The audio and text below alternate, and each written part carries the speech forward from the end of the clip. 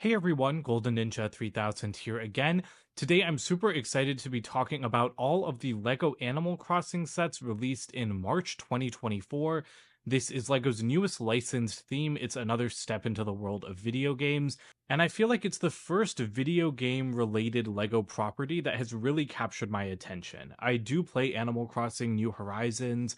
I got it at the start of the pandemic, and I rarely play it now. Like, I was really into it for a few months and then pretty much have only touched it like 2 or 3 times in the last 4 years, but I have been trying to play it more lately, and these LEGO sets I think really bring the game to life in a beautiful way. Before we get into it though, I do want to remind everyone that I am an employee of the LEGO Group. However, all opinions expressed in these videos are my own and do not necessarily reflect the views of the LEGO Group, and LEGO is a registered trademark of the LEGO Group of companies, which does not sponsor, authorize, or endorse this site. There are 6 sets in this first wave, including a polybag that's buried in the middle of all of this, and I do hope we're going to see more sets this summer.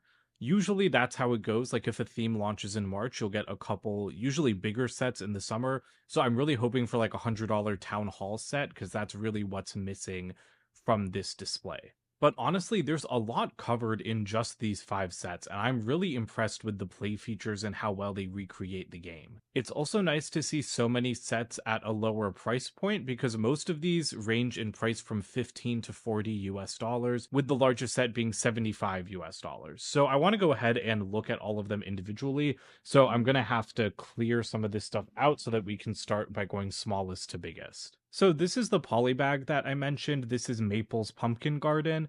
I have to be honest, I don't know who any of these villagers are. Like, I don't have a single one of them on my island. New Horizons is the only Animal Crossing game I've played.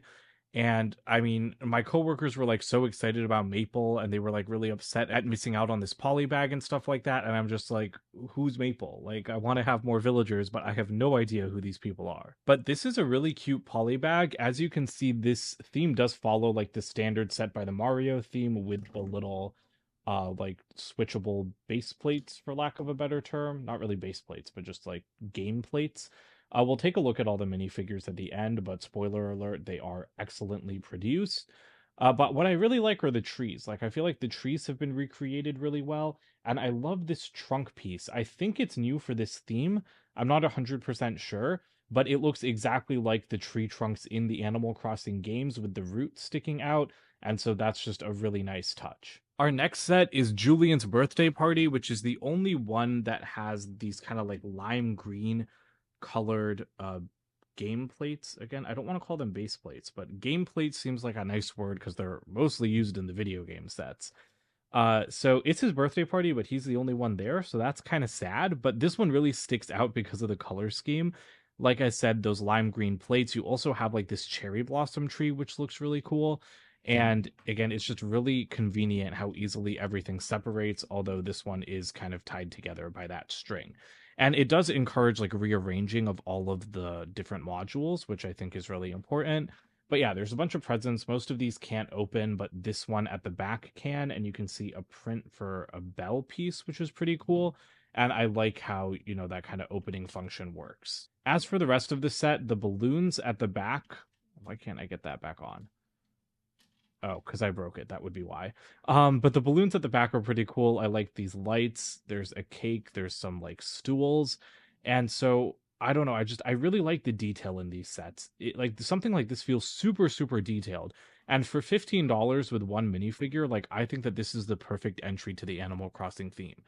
Because pretty much every surface is packed. Like, there's not really anywhere you could add more detail into this build, and I think that's pretty cool. And I also really like how you can get inside the trees, because of course in the games when you shake them, things fall out of them. And so I didn't expect this, but in the Lego sets, you can just remove that top part, and then you can find twigs and stuff hidden inside the tree. Of course, because everything is able to be pretty easily rearranged, it does mean everything is also pretty fragile. So this is breaking apart a little bit more than I expected. It's fine if you're moving it around on a table, but when you start to pick up some of the larger assemblies, then things can really start to come apart. This set is probably my favorite in the entire wave, which did surprise me a little bit. This is Bunnie's Outdoor Adventures. This is one of my favorite figures, but like I said, we'll take a closer look at them a little bit later on.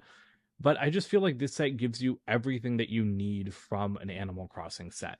So you have a little campfire, you have a small tent that can just fold up really easily, and then you can see a bed inside and a little radio, which is cool. And actually, I'm just going to remove like this entire section so it's a little bit easier to see the rest of the set, because this specific area has so much playability. You get this crate of tools, so you have a net to catch the butterfly, which of course works pretty well. We'll see what that rock is all about in a second. You also have a shovel, classic for like digging up the trees or digging up like this fossil.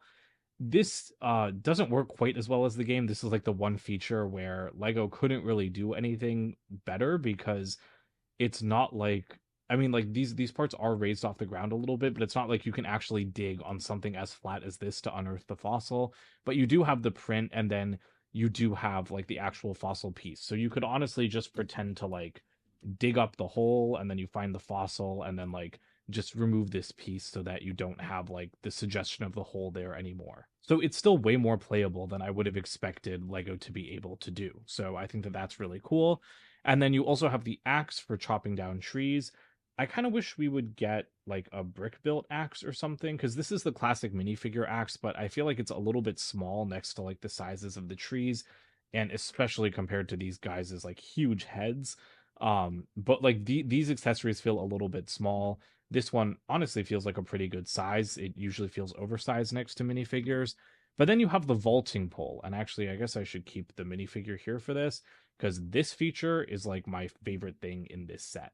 So you can take the pole, and what you can do is like there's this little Technic piece at the back of this waterfall, and so you just kind of stick the minifigure into there, and then they can vault across it. So I mean, you need to position them a little bit better than what I'm doing, but it's really awesome because you can have them start there and then just jump across.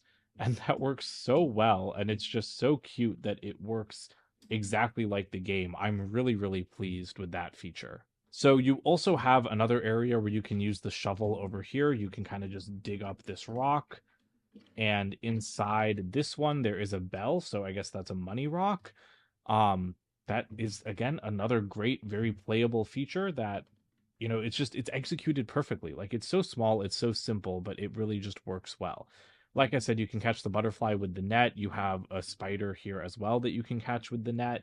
And then you have a cherry tree, which is the fruit that's native to my island, so I'm very fond of them. And then inside you have a twig and a flower. So there's just so much that you can do with this small $20 set. Like, you have all of the classic Animal Crossing stuff, except for fishing, I guess, but that is in another set. This next set is Kapp'n's Island Boat Tour, which is a $30 set, and I also think that you have a lot of good stuff here, but I do like the Bunnie one just a little bit more. So this one is super beach focused. I just found out who Kapp'n is like yesterday, because he showed up on my island for the first time. Before that, I had no idea who he was. But this boat looks pretty faithful to his boat in the game. I also really like his figure. I think that it's done pretty well. But I'll just mention this now. I wish he had an actual turtle shell on the back. I don't like this print. I wish that he just had like the full shell. Um, and then you have like this nice print. There are no stickers in these sets, which I'm a big fan of. And you have this like this print of KK Slider, so that's cool. But I also don't like KK Slider as much as everyone else, so I don't really care that much about him. I do really love the beach in Animal Crossing though, because my favorite thing to do in the game is just to fish. So I love that you have a little fishing rod set up over here, and you just get an orange fish in this set. I guess that's my one problem with this entire wave. As someone that only likes to fish, like I'll do other stuff too, but I mostly play this game for the fishing.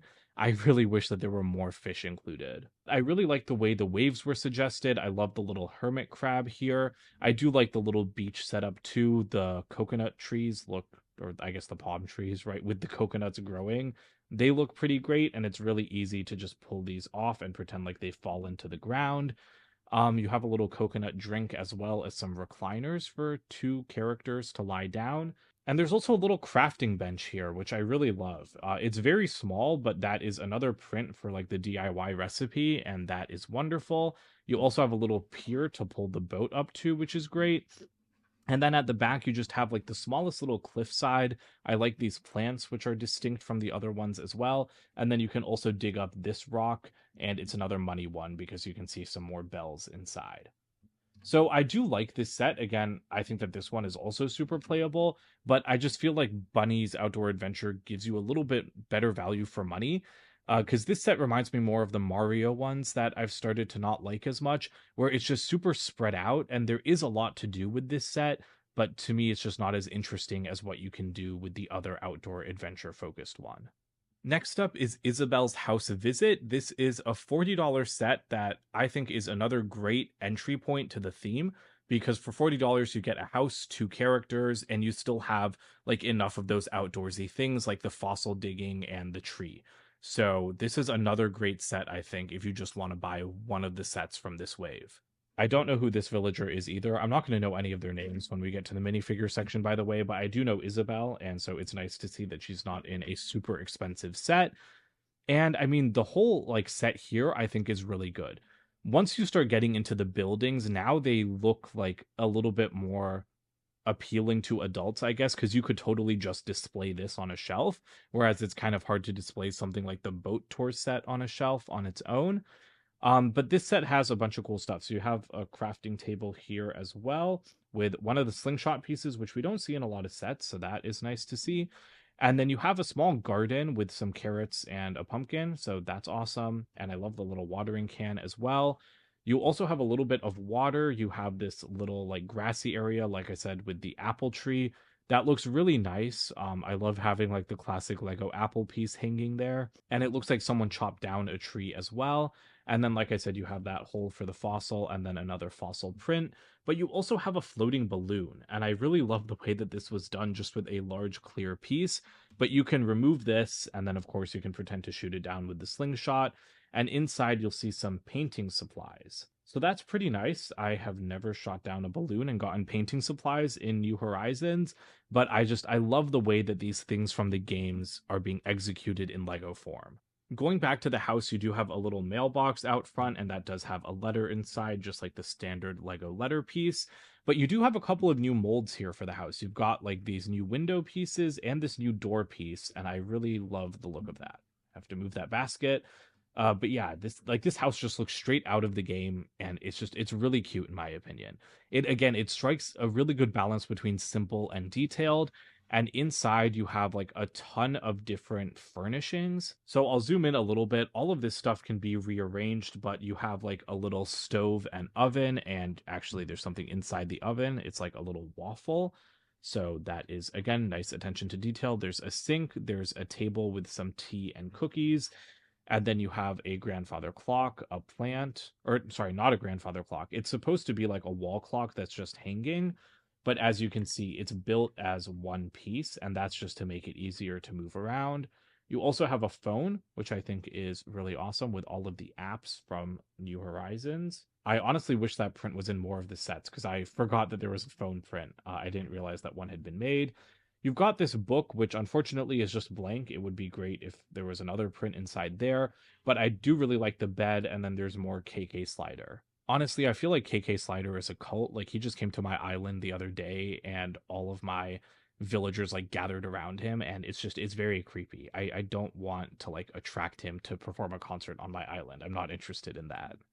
But the other awesome thing that you can do with these is you can like customize them. So you can swap out the windows because you do get a couple of extra pieces included in each of the house related sets. So you can add these blue arched windows, which I mean they go in pretty easily. You can like remove the mailbox and the flowers to make it easier to place if you need to.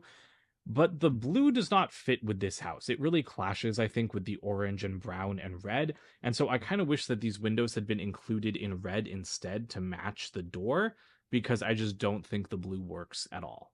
But you can also swap out the roofs, so it's really easy to just kind of like pop this section off. And so there is one other house in this wave that you can see in the back, and so the roofs are swappable between them. Our final set is Nook's Cranny and Rosie's house, and this is the most expensive at 75 US dollars.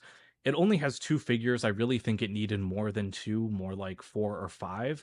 maybe not 5. 5 would be a bit much considering how detailed the figures are, but we needed at least 3, if not 4 minifigures in a set of this size. And it is my least favorite set in the wave because I do think it's overpriced, and I also don't really love how Nook's Cranny was done. So we'll talk about that a little bit. Tom Nook is exclusive to this set, which doesn't make much sense. I get that Tom Nook probably should have been in the first wave, but I would have preferred to get the twins, what are they, like Timmy and Tommy, and save Tom Nook for a town hall set. But we'll start with Rosie's house, which is again like pretty similar to the last house we looked at, uses like the same pieces, although of course in different colors. You have an orange tree in this set, which is really cool. So we get all the different fruit trees except for pears in this wave, and Lego doesn't have, like, I think a great piece to represent pears, so I wonder how that'll be executed. But inside this one you just have a twig. And then I really like this little outdoor area with the table, and you can angle this umbrella as well. And you can see that Rosie has a little bike back there, which is really cute. A lot of people have compared this theme to Fabuland, and I feel like you definitely see it in a set like this. But she also has a mailbox with a letter inside, another little street lamp, and I do really like her house. The color scheme of the roof is fairly muted, but I like the little pops of pink, and she does have like the arched window pieces in brown, and those are swappable with some rectangular window pieces in dark pink. So this I like because even though it's not the same shade as the door, it still matches better than like blue with orange and red and brown. So yeah. Spinning it around to the inside, this interior I don't like quite as much as the last set. You do have a really nice printed part up here that says bubblegum on it. The kitchen is a little bit awkwardly placed inside. I don't know what that's supposed to be. It's almost like a meringue to me. But I do really like this little lamp. The chair is super high off the ground. Yeah, I don't know. I don't like the inside of this house as much as the last one for sure. The bed is nice, but yeah, the chair is weird. The placement of that thing is weird. And I know you can like rearrange everything, and I will, but I'm just going with the like original suggested configurations for this video. So here's Nook's Cranny. I think it is pretty well sized next to a minifigure, but it just feels really small overall. Like all of the buildings in Animal Crossing are bigger on the inside than they are on the outside. So obviously that presents a problem when you're making like a physical toy of it. But Nook's Cranny really just feels way too small to me. Like again, next to a minifigure, it looks good, but like as a thing between my hands, I'm just like, why is it so tiny? It's only slightly larger than the house is. So you do have like the drop box outside, which can fit like one thing. You've got like the little signboard as well. Those are great details. But then like going inside, oh, and you have the watering can with flowers. And I did notice that in the game. So that's a pretty nice reference as well. But going inside, you can just see how bare it is. And I really, really don't like this. I just feel like it feels super empty. You have like this section where you can buy a couple of things like a radio, a guitar, a plant, and a bucket. Then you have the checkout counter with a bell piece, which is nice. And then you do have like this little container on the wall, and that has a DIY recipe and then some fish bait and a packet of flower seeds. But even this, it just feels like a little bit unfinished to me because, like, why didn't we get more stuff down here? Like, more of the same boxes, more of the DIY recipe prints. It just feels like way too empty to me. If it was too expensive to include prints, like just even some regular bricks, like to represent something, would have been better than nothing. And then in this corner, you have like a broom and a shovel. And that's it for the entire shop. Like, this is the only place in town where you can buy stuff. And there's like 5 things to buy. Or sorry, I guess there's more like 10 things to buy. But like, it's still just like not enough. It feels very empty. And like, yeah, you do need room to pose some figures. But like, as long as you can fit one figure there and like one figure in the shop, I really feel like we needed more detail, especially on this area of the shop. You don't really need to fit more than 2 minifigures at a time in here, maybe 3, but like there's still room back there to squeeze one in. And so I really would have preferred having more detail and more stuff to purchase, because as it stands, like this just feels way, way, way too empty to me. Like I keep saying, the minifigures in these sets are just exquisite. You get 9 of them across all of the sets, including the polybag, and each one of them is unique. There are no repeated characters, although some of them do share the same head mold. But actually, the only ones that even share a head mold are Maple and I think that's Marshall. But again, I don't really know all of their names. Or I mean maybe I know everyone's name except the deer. I don't really know the deer's name, but everyone else, like, I think this set is named after them, so it's easier to get to know them. But yeah, I don't have any of these characters in my own village except for like the three non-villager characters, which are Kapp'n, Tom Nook, and Isabelle. And again, I only found out about Kapp'n like a couple days ago. So I think that the most boring minifigure here is probably Maple. No offense, Maple. I mean, she's still really cute. I mean, I think it's a she. I don't really know any of these characters' genders. But I mean, she's cute. I like the torso, but I think color-wise, she's just the most boring. Julian is pretty nice. I like his color scheme a lot. Bunnie, I think, is my favorite villager.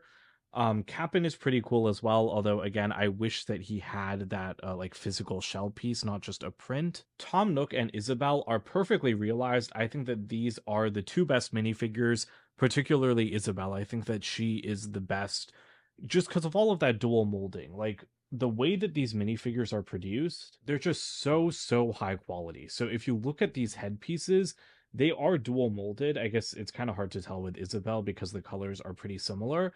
But I mean, some parts are printed, but they're just really intricately molded. They feel so interesting, the headpieces. I mean, they're just regular plastic, but again, it's the way that they've been brought into Lego form that just looks utterly perfect.